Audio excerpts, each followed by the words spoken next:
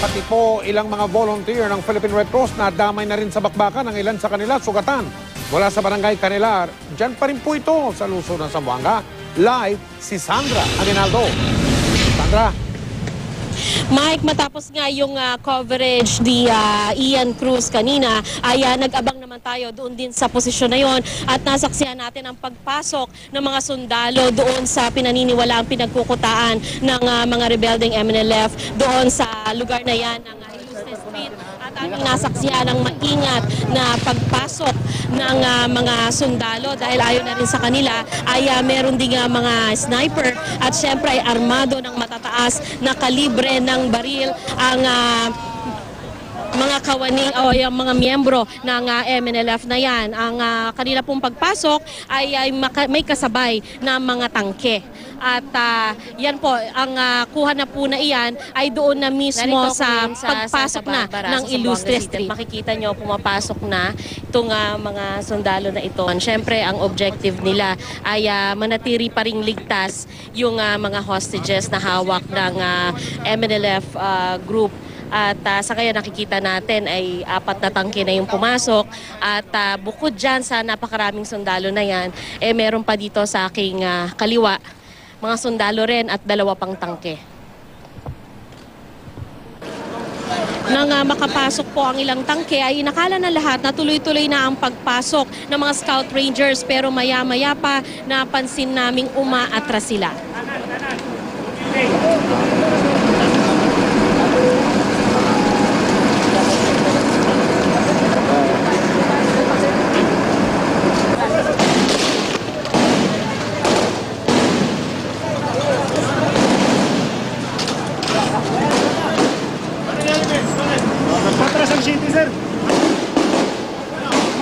Narito po ang pahayag ng isang sundalo matapos ang pag-atras na yan mula doon sa kanilang posisyon.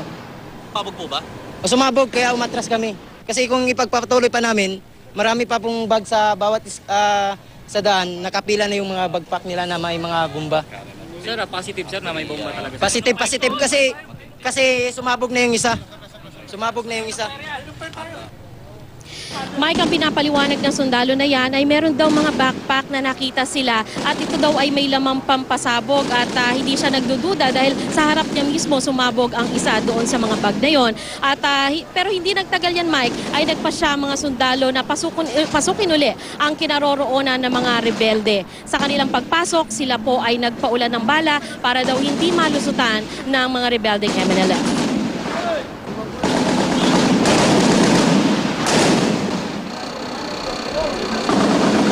Naka-standby po ang mga kawani ng Red Cross na yan para sa kung sino man ang masusugatan from both sides ay sila ay tutulong. Pero maya-maya pa ito ang nangyari.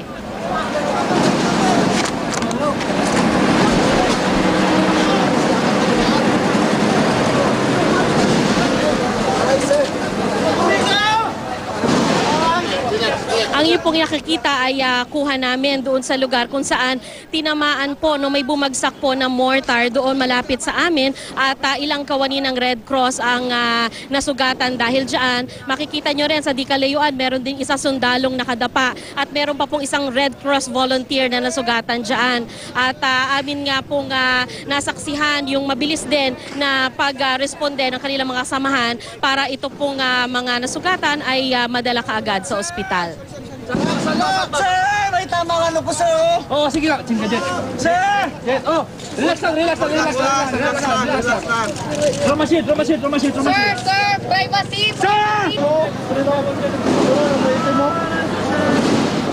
Matapos po ang pangyayaring yan ay nagpasya na po ang aming mga kasamahan sa hanap buhay, mga miyembro ng media na lisanin na ang lugar dahil hindi na po ito ligtas. At bukod nga rin po sa pagbagsak ng mortar ay meron din mga snipers at paminsan-minsan ay medyo ang tunog nito ay malapit lamang sa amin.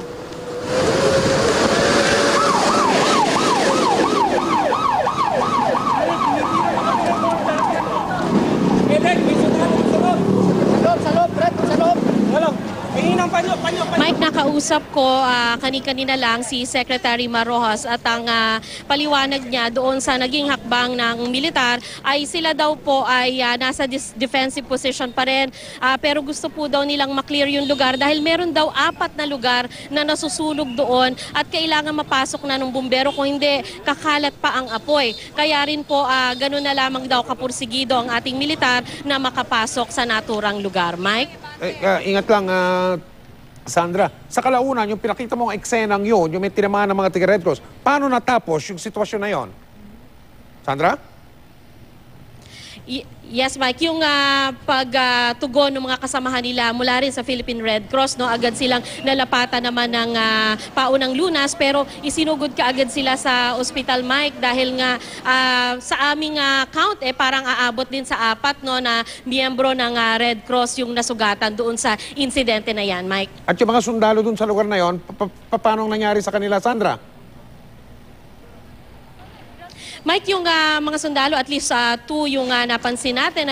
Mga Red Cross din kasi yung tumutulong sa kanila. Kaya napakahalaga ng tulong nitong mga volunteers ng Red Cross na ito para dun sa mga sugatan. Pero unfortunately nga, Mike, sila mismo nalalagay sa alanganin ang buhay. Mike? Umatras din ba yung mga sundalo na nandun sa lugar na yon, Sandra?